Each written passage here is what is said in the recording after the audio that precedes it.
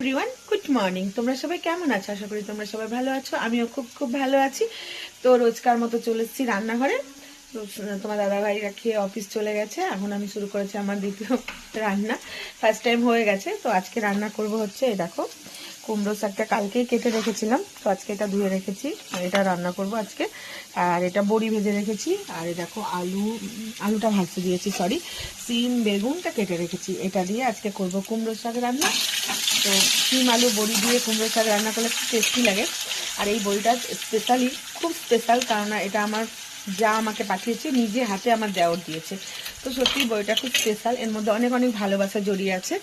তো চলো, আমার আলুগুলো ভাজা হয়ে গেছে, এবার এটার মধ্যে দিয়ে দেবো সিম। 5 স্পুন শুকনো লঙ্কা সম্বার দিয়ে সিম আলুটা বেগুনটা ভালো করে ভেজে নেবো। তারপরে কুমড়ো শাকটা দিয়ে নাড়াচাড়া করে সর্ষে পোস্ত দিয়ে নামিয়ে দেবো। তো চলো